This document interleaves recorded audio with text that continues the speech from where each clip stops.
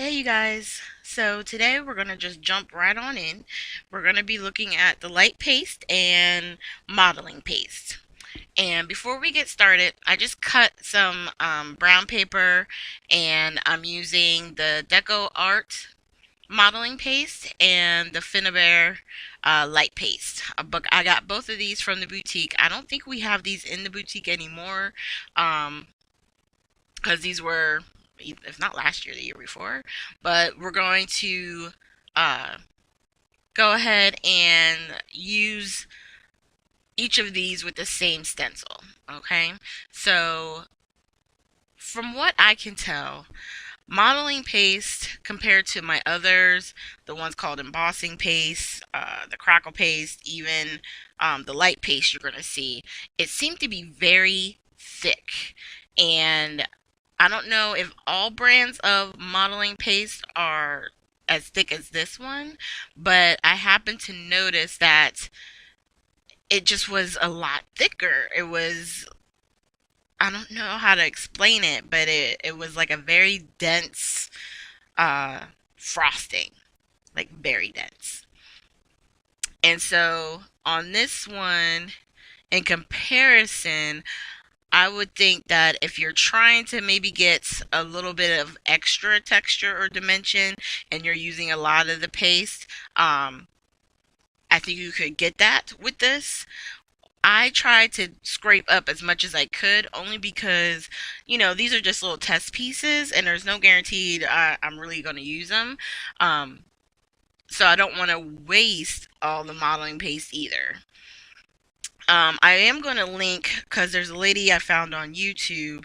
I think, and I don't want to say her name right, but I want to say it's like Karen. It's like Keren.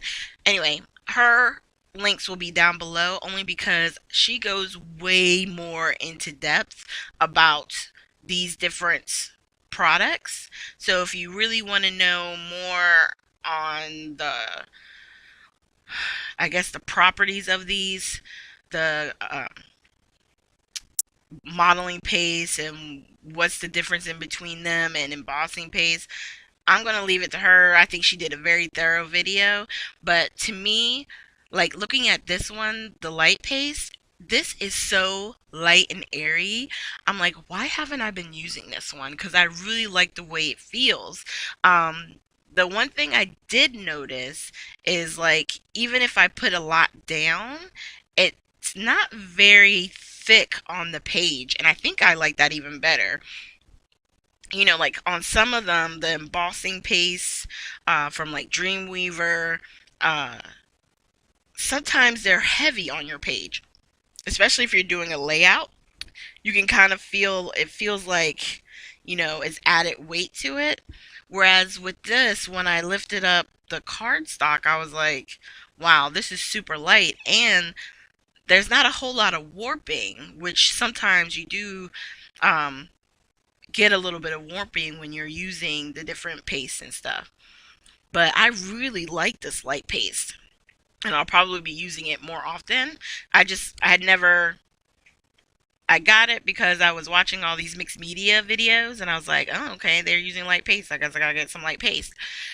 But I never really used it myself. But I did. I liked it. I thought it was nice. I think it would work really well on card fronts because you want the texture, but you may not want all that weight. Um, so I give the light paste two thumbs up for sure because I'll be using that one a lot more. The modeling paste, I think I would use it for more like altering projects because of the thickness of it. I think it would work really well on like glass if you're doing like bottles and stuff like that and you want to add texture. I think it would work really well on that kind of stuff. And in comparison, when you look at them side by side, they don't look different. I mean, to me, the modeling paste and the light paste, they're probably the same products. It's just different consistencies.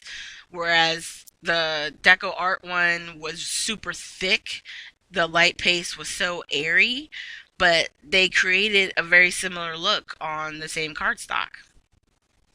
And this is the modeling paste, it's still a little bit wet. I did one prior to the video, so that way it would be fully dry. Um, and you can see, to me, by the time it dries, it kind of takes on the color of the paper. It kind of blends in, like almost like tone on tone. I did notice it doesn't say bright white, whereas I believe on some of the embossing paste, they do stay more bright white than these did. And then this one is the light paste, and you can see it's more white as it's still wet, and then when it dries it too kind of looks more tone on tone, which will make for great backgrounds. You can do it on, for card fronts. I think, yeah, I really like the way both of these came out, and like I said, it made the paper very light. It wasn't too heavy. So thank you guys for joining me on this little part series. I didn't talk about the 3D matte gel, but I can on like another video. Just leave a comment down below if you guys want to talk about that particular medium. At the end here, I'm going to have links to previous Technique Tuesday videos, and I hope you guys have a great day.